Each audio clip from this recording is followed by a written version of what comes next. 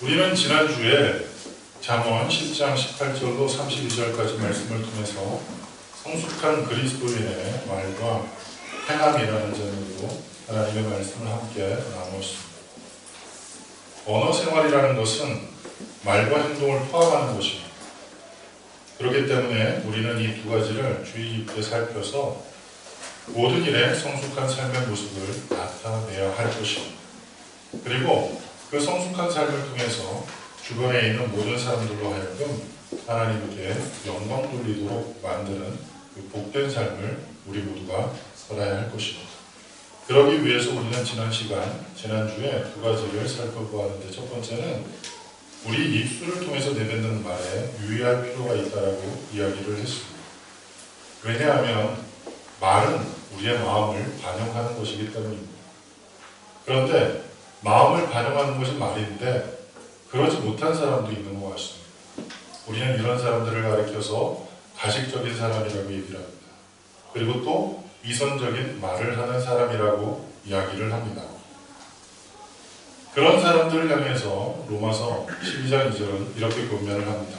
우리다 같이 로마서 12장 2절 말씀을 합독해 보겠습니다.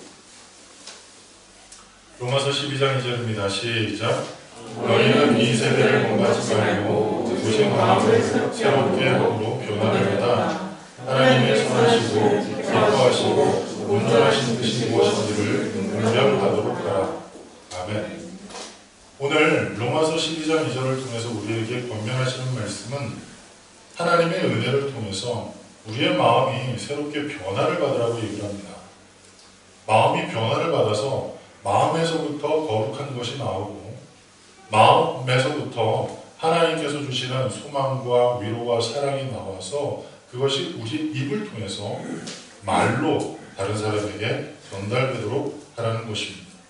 그래서 위선적인 그리고 가식적인 이 세상의 유행을 벗어버리고 오직 진실함과 거룩한 행함으로 하나님께 영광 돌리고 많은 사람들에게 하나님의 은혜를 심는 거룩한 그리고 성숙한 신앙인의 삶을 살라고 말씀합니다. 특별히 예수님께서는 마태복음 5장 37절에 이렇게 우리에게 권면하십니다. 마태복음 5장 37절입니다. 시작.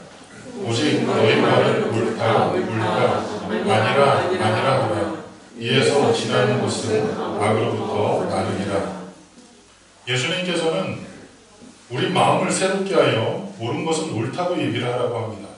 그리고 아닌 것은 아니라고 말하는 사람이 되라고 말씀하셨습니다. 만약 마음속으로는 그렇게 생각을 하지만 아니라고 표현을 하거나 마음속에서는 아닌데 그렇게 말하는 사람, 이 사람을 성경에서 우리 예수님은 뭐라고 말씀하셨냐면 그 모든 것이 다 악에서부터 기인한 것이다 이렇게 표현하고 계십니다. 뿐만 아니라 우리의 삶의 태도에 유의할 필요가 있다라고 얘기를 합니다. 왜냐하면 우리의 몸짓, 우리의 손짓을 통해서 더러는 행복을 느끼고 더러는 분노를 느끼게 됩니다. 그리고 또 어떤 경우는 우리의 잘못된 태도를 통해서 많은 사람들이 시험을 얻고 그 시험을 얻는 일을 통해서 마음 가운데 낙심을 하는 경우가 있다는 사실입니다. 겉으로는 거룩한 하나님의 자녀와 같이 많은 사람들 앞에서 많은 사람들을 이끌지만 마음은 부패한 사람들이 참으로 많습니다. 또한 사람들 앞에서 훌륭한 신앙의 리더로서 자처하여 하나님의 말씀을 가르치기도 하고 그리고 그 말씀대로 살라고 권면하기도 하지만 자기 스스로는 그 말씀과 동떨어진 삶을 사는 사람들이 굉장히 많은 것 같습니다. 그래서 이러한 사람들로 인해서 많은 사람들이 실족하게 됩니다. 그리고 어떤 경우는 교회를 떠나게 됩니다. 얼마나 안타까운 현실입니다. 이러한 문제적인 태도와는 달리 성경에서는 귀한 삶의 모습을 우리에게 제시하고 있는데 그 사람이 누구냐 하면 바로 침례 요한입니다. 누가복음 1장 15절부터 16절입니다. 우리 다 같이 읽겠습니다. 시작. 이는 그가 주 앞에서 큰 자가 되며 포도주나 독한 술을 마시지 아니하며 모태로부터 성령의 충만함을 받아 이스라엘 자손을 주 곧 그들의 하나님께로 많이 돌아오게 하겠습니다. 아멘. 침례 요한은 무수히 많은 말을 했던 사람입니다. 그리고 많은 사람 앞에서 여러 가지 행동을 했던 사람입니다. 그런데 그가 행했던 무수히 많은 언어 생활을 통해서 그가 이루려고 했던 것은 무엇이냐? 많은 이스라엘 사람들이 하나님 앞으로 돌아오게 하는 그 일에 자기의 모든 언어 생활을 사용했다는 것입니다. 얼마나 귀하고 복 있는 삶입니까? 이러한 삶에 대해서 성경은 놀라운 축복을 약속하셨는데 다니엘서 13장 2절에 그를 별처럼 빛나게 하겠다고 약속해 주셨습니다. 이처럼 많은 사람을 향해서 생명의 말씀을 전하고 그리고 올바른 태도를 통해서 하나님의 거룩한 성품을 드러내기 위해서는 우리 안에 어떠한 일이 일어나야 하는가? 거룩한 싸움이 일어나야 한다고 지난주에 말씀을 드렸습니다.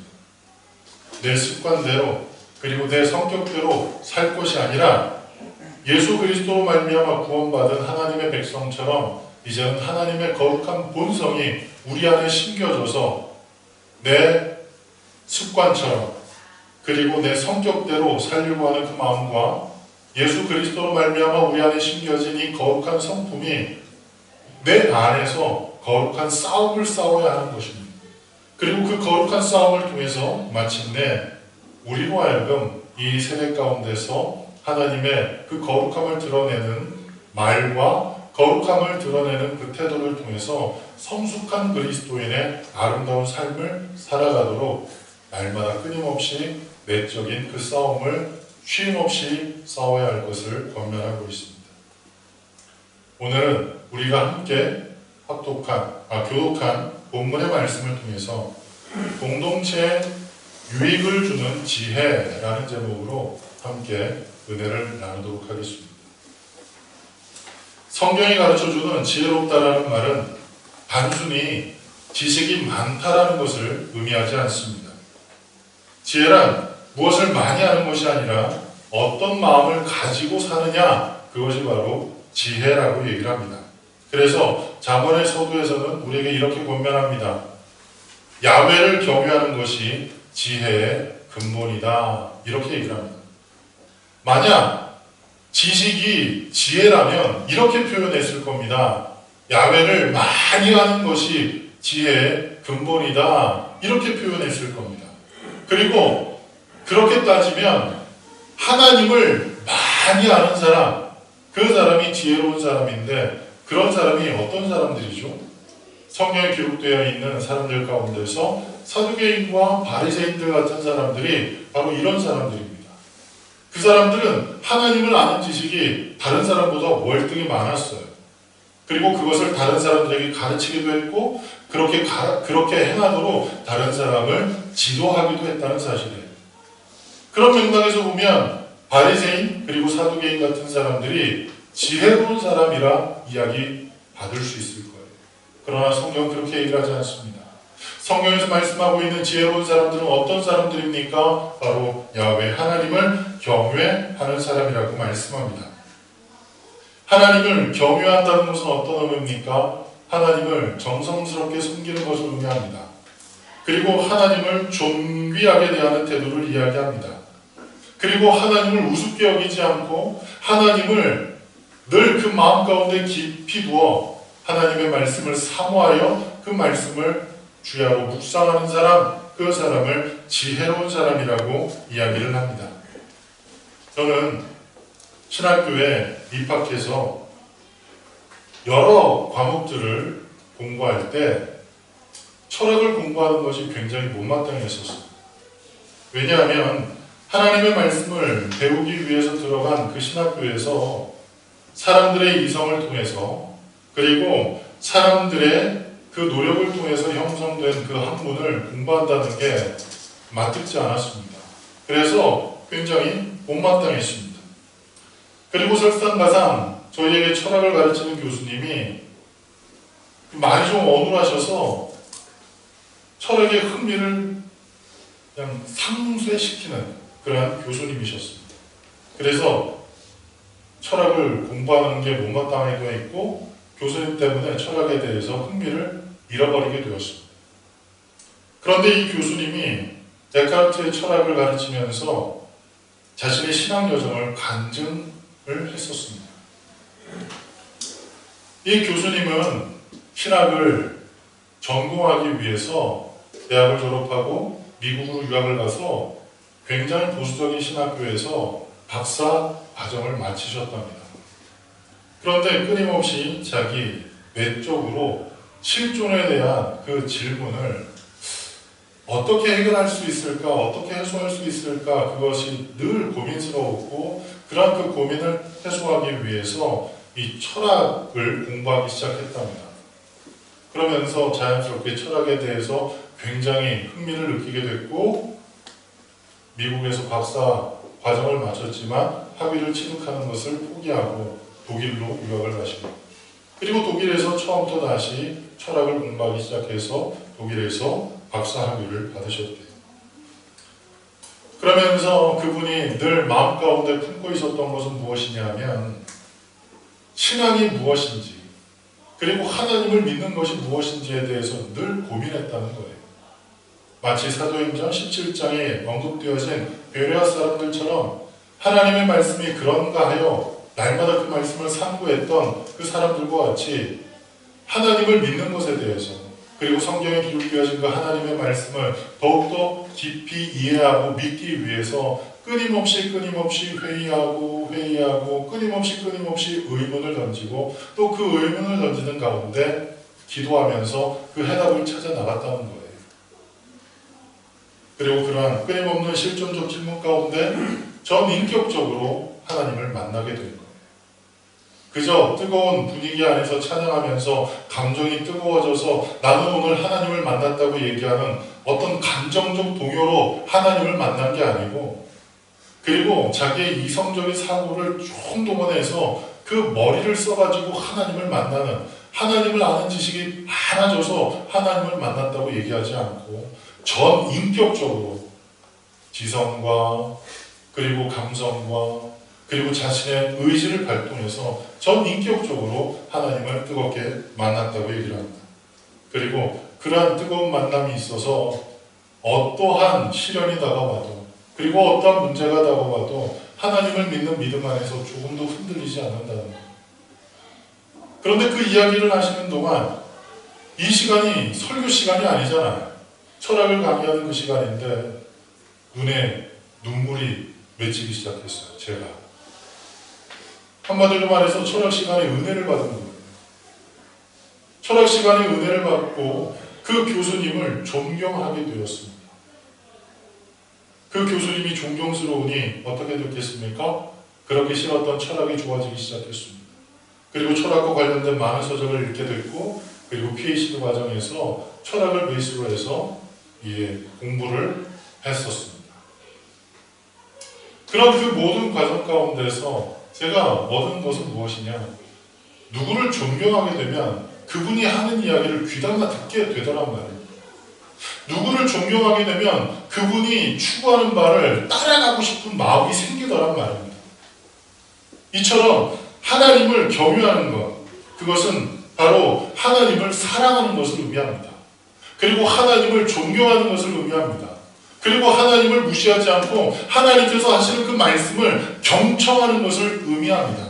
그래서 지혜는 바로 하나님께서 하시는 말씀, 그리고 하나님께서 우리에게 주시는 권면, 그리고 우리에게 주신 그 모든 명령을 그 마음 가운데 기쁘게 받고 그것을 즐거움으로 순종하는 것, 그것이 지혜임을 믿으시기 바랍니다. 하나님을 경외하는 사람은 하나님을 귀하게 여기기 때문에 거짓을 말하고 행하지 않습니다. 그래서 그는 정직한 삶을 살게 됩니다. 속임수와 거짓을 말할 수 없는 것은 바로 내 안에 하나님께서 거하심을 내가 믿기 때문에, 그리고 그 사실을 내가 확신하면서 내가 매일매일 일상생활을 살아가기 때문에 그런 사람은 거짓을 그리고 속임수를 말하고 행할 수가 없다는 사실입니다. 잠언 14장 2절입니다. 우리 다 같이 잠언 14장 2절 말씀을 읽겠습니다. 시작. 정직하게 행하는 자는 야훼를 경외하였고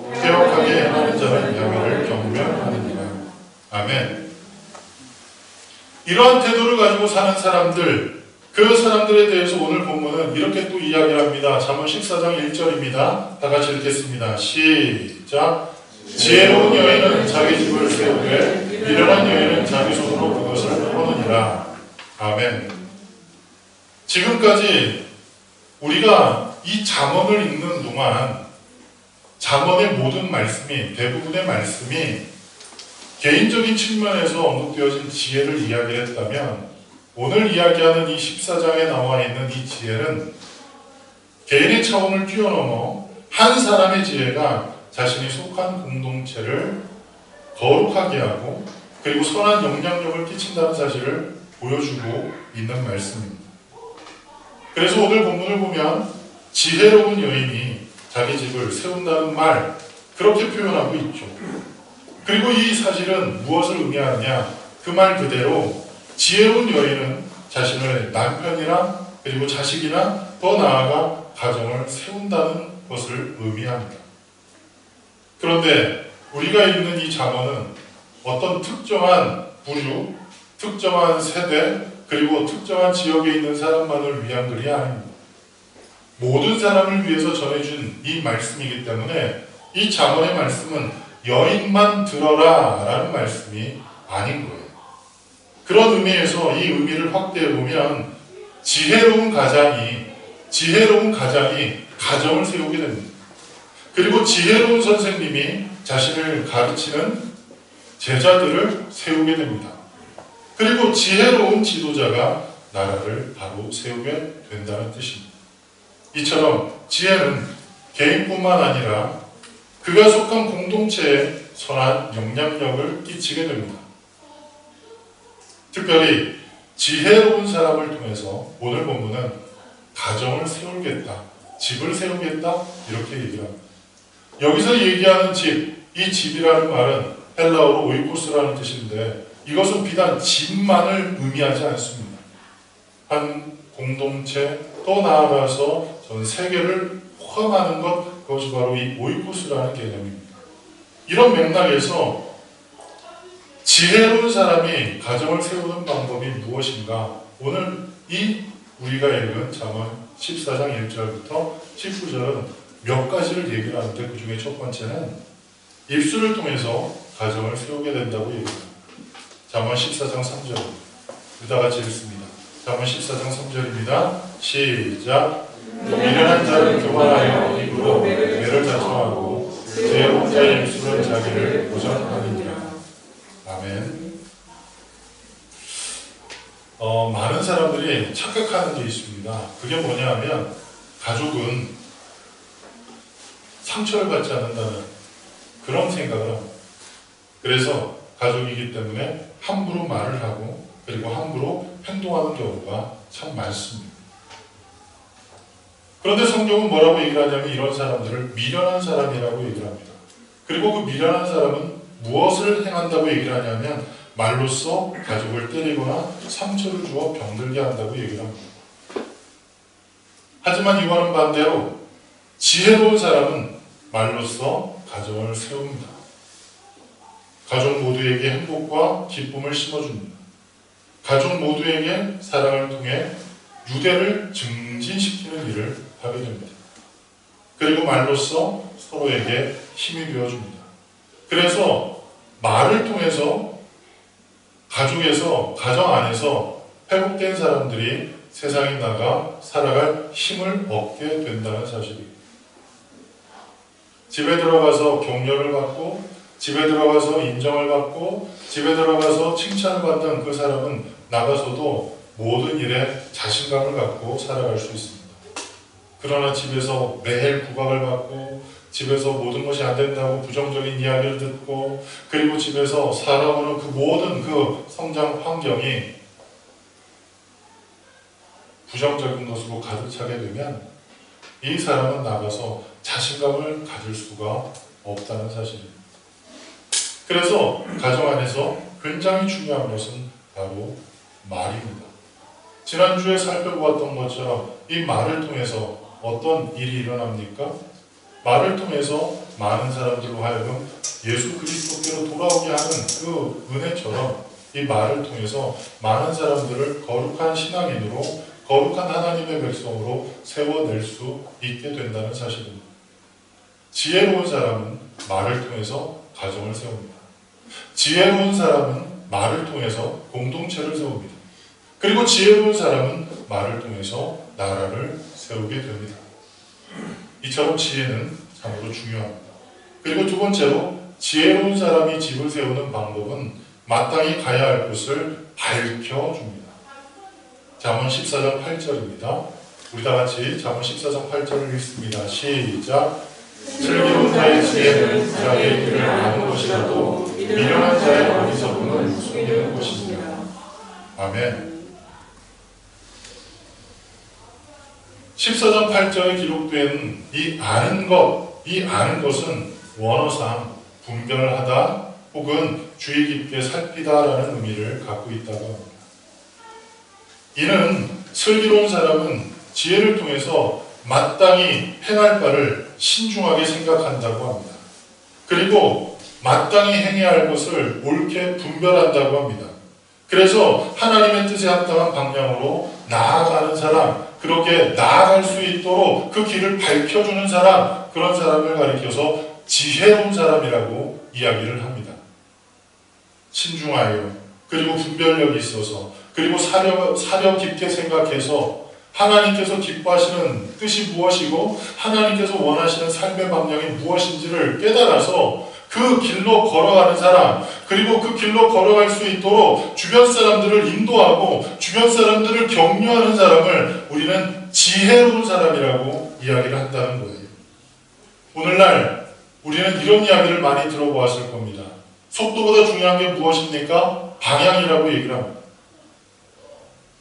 세상 사람들은 남들보다 더 빨리, 그리고 남들보다 더 많이 얻기 위해서 남을 속이고 남에게 상처를 줍니다. 그러나 그렇게 해서 얻은 그 성취는 결국 자기에게 악이 됩니다. 자기에게 해가 됩니다. 그리고 자기를 멸망의 길로 인도하는 수단밖에 되지 않는다는 사실입니다.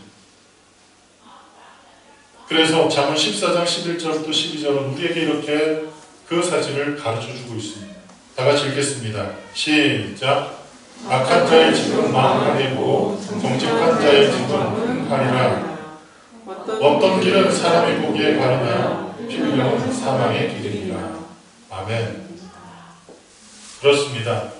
지혜로운 사람은 마땅히 가야 할 길을 아는 사람들입니다. 내가 가야 할 길, 그리고 내가 서 있어야 할 곳, 그것을 잘 아는 사람, 그 사람이 누구냐? 바로 지혜로운 사람이라는 것입니다. 그리고 세 번째로 분별력을 가지고 세상을 살아가게 만듭니다. 지혜로운 사람이 집을 세우는 방법은 분별력을 가지고 세상을 살아가도록 합니다. 잠언 14장 15절 말씀입니다. 우리 다 같이 읽겠습니다. 시작. 어리석은 자는 온갖 말을 믿으나 슬기로운 자는 자기의 행동을 삼가하느니라. 아멘. 지혜가 없는 사람은 분별력이 없어서 아무 말이나 다 경청하고 쉽게 모든 것을 믿어버립니다. 그리고 주변에 자기보다 목소리 크고 그리고 리더십 있는 사람들, 그 사람들이 무엇인가를 하면 덩달아 따라하는 사람들이 있다는 사실입니다. 그게 자신의 삶의 가치가 되어버리고 자신의 삶의 모든 것을 선택하고 결정하는 기준이 되어버리고 맙니다. 우리는 이런 사람을 가리켜서 뭐라고 얘기를 하냐면 귀가 얇은 사람이라고 얘기를 합니다. 혹시 여러분 주변에 귀가 얇은 사람이 있나요? 그런 사람들의 면면들을 한번 자세히 살펴보시기 바랍니다. 이 사람들은 주변 사람들이 좋다고 하면 지금 내가 당장 필요하지 않아도 그것을 구비합니다. 주변 사람들이 여기가 좋다 하면 내가 거기 굳이 가고 싶지 않아도 덩달아 따라가게 된다는 사실입니다. 이게 바로 이 귀가 얇은 사람들의 특징이죠. 이런 사람들이 자녀를 키우면 큰 어려움이 생기게 됩니다. 왜냐하면 주변에 많은 사람들이 저마다의 어떤 자녀 교육의 노하우들이 있고 자기 나름의 어떤 방향성을 갖고 있어요. 그것을 막 이야기하면 언제는 이 얘기가 맞는 것 같고 언제는 이 이야기가 맞는 것 같고 그래서 자기 스스로도 혼란스럽습니다. 그 혼란스러운 그 모든 것을 아직 성숙하지도 않은 그 아이에게 자기 스스로도 혼란스러운 그것을 강요합니다. 그래서 그 아이가 가지고 있는 개성, 그 아이가 가지고 있는 달란트는 무시한 채 자기 스스로가 혼란스러워하는 그 사실, 누가 이렇게 하니까 이게 맞아, 누가 이 길로 가고 있으니까 이 길이 맞아 라고 생각하는 그것을 강요하게 된다는 사실. 그렇게 강요하면 어떤 일이 벌어집니까? 자기도 힘들고 자녀도 힘들고, 그리고 끊임없이 부모와 자녀 사이에 갈등이 생기게 되죠. 그리고 어떤 경우는 경제적인 어려움도 오게 돼요. 필요 없는 걸 막 사재 끼니까 어떻게 돼요? 가정이, 경제가 어려워지게 된다는 사실. 하지만 이와는 반대로 지혜가 있는 사람들은 어떤 사람들입니까? 신중한 사람들입니다. 그리고 자기가 무엇인가를 할 때 그것에 대한 이해가 충분히 있는 사람들입니다. 그리고 내가 무엇인가를 결정할 때 거기에 합당한 명분을 갖고 있는 사람들입니다. 그래서 누가 뭐라 해도 자기가 그것에 대해서 충분한 이해를 갖고 있고, 그리고 거기에 대한 확실한 명분이 있기 때문에 흔들리지 않습니다. 주변이 이렇게 변해도, 그리고 주변 사람들이 아무리 그 다른 이야기를 가지고 흔들어도 흔들리지가 않습니다. 심지가 굳은 사람이죠. 성경은 심지가 굳은 사람을 하나님께서 복 주시겠다라고, 그리고 그를 평안 가운데 인도하시겠다라고 약속하고 계십니다. 이처럼 지혜로운 사람은 어떤 사람이냐? 신중하여 모든 것을 잘 분별하는 사람입니다. 그런데 이 분별이 사람의 능력으로 잘 되느냐? 잘 될 수가 없습니다. 하나님의 지혜가 있어야만, 그리고 성령 하나님께서 주시는 그 지혜가, 그 은혜가 그에게 있어야만 모든 것을 옳게 분별하고 옳은 길을 선택하여 바른 길로 갈 수 있게 된다는 사실입니다. 그리고 네 번째로, 지혜로운 사람이 집을 세우는 방법은 면류관을 얻게 만드는 일을 통해서, 모든 사람을 복되게 만드는 일을 통해서 집을 세우게 된다고 합니다. 잠언 14장 18절 말씀입니다. 우리 다 같이 읽겠습니다. 시작. 어리석은 자는 어리석음으로 기력을 삼아도 슬기로운 자는 지식으로 면류관을 삼느니라. 아멘. 여기서 얘기하는 기업을 삼는다, 그것은 소유 혹은 재산 등을 의미한다고 합니다. 그러면 이렇게 이해할 수 있겠죠. 어리석은 사람이 어리석음을 기업으로 삼는다? 그것은 어떤 의미냐? 어리석은 사람은 어리석음을 자신의 소유로 삼는다는 거예요. 자신의 재산으로 삼는다는 거예요. 그래서 그것에 도취되어서 어리석음을 오히려 자랑하고 그 어리석음에 스스로 만족하며 산다는 사실이에요. 하지만 지혜로운 사람들은 그들의 지혜로 인해 모든 사람들에게 명예로운 대우를 받게 됩니다. 명예로운 대우를 받게 돼요. 어리석은 사람은 자기가 생각했을 때는 내가 이렇게 하는 것, 그리고 이 길로 가는 것, 그게 바르고 그게 옳고 그게 좋은 것이라 생각해서 그렇게 가도록 자기 스스로를 종용하고, 그리고 주변 사람들에게 그것을 가르치는데 실상은 어떤 것이다? 어리석은 것이라는 거예요. 그럼 주변 사람들이 어떻게 할까요? 그 사람을 향해서 겉으로 어리석은 사람이라고 얘기하는 사람도 있고, 속으로 어리석은 사람이라고 속으로 생각하는 사람도 굉장히 많다는 거죠. 그러나 이와는 반대로 지혜로운 사람들은 어떤 사람들이냐? 하나님께서 주신 지혜로 이 세상을 삶으로 내가 가야 할 곳이 어딘지를 분명히 알아요. 그리고 이 세상을 살아가면서 선택해야 될 그 상황에 모든 것을 잘 분별해서 옳은 것을 날마다 선택하며 살아요. 그래서 그런 사람들은 모든 사람 앞에 영예로운 그 삶을 살게 된다는 거예요. 명예로운 삶을 살게 된다는 거예요. 다시 말씀드립니다. 지혜는 하나님을 경외하는 겁니다. 하나님을 신실하게 경외하면 그 일을 통해서 사람들에게 명예를 얻게 된다. 사도 바울을 이방인을 위한 선교사로 파송한 안디옥 교회, 그 안디옥 교회는 많은 그 주변에 있는 사람들에게 그리스도인이라는 그 별명을 얻은 교회이기도 합니다. 이 별명은 두 가지로 해석할 수 있는데, 첫 번째는 세상 사람들과 다른 삶의 방식을 고집하고 유별스러운 신앙을 가진 것을 조롱하고 경멸하는 차원에서 이야기하는 것이 그리스도인이라는 말입니다. 한마디로 말해서 남들과 좀 다르고 좀 유별나게 무엇인가를 믿고 생활하는 그 사람들을 손가락질하고 조롱하고 멸시하는 말이 무엇이었냐면 그리스도인이라는 말이었습니다. 또 다른 하나, 두 번째는 어떤 것이냐면 거룩한 삶과 헌신적인 희생, 그리고 사랑의 수고 등의 모습으로 존경과 존중의 의미를 갖고 있는 것이 무엇이냐? 바로 그리스도인이라는 의미이기도 했다는 사실이에요. 이 그리스도인이라는 그 말의 뜻 안에는 두 가지의 의미가 담겨 있는데, 하나는 조롱의 의미와 하나는 존중의 의미, 존경의 의미가 그 안에 담겨 있다는 거예요. 그런데 놀라운 사실은 오늘날도 이와 흡사 유사한 그런 평가가 그리스도인들에게 내려지고 있다는 사실이에요. 오늘날 많은 사람들은, 세상에 있는 많은 사람들은 그리스도인의 삶의 방식을 제대로 알지 못하기 때문에 그리스도인들을 향해서 비난합니다. 그리스도인들은 남이 오른쪽 뺨을 때리면 어떻게 하라 그랬어요? 예수님이 어떻게 하라 그러셨죠? 왼쪽을 돌려대라고 했잖아요. 그래서 다른 사람을 향해 참고 용서하고 그리고 자신이 갖고 있는 그 분노를 함부로 표출하지 않아요.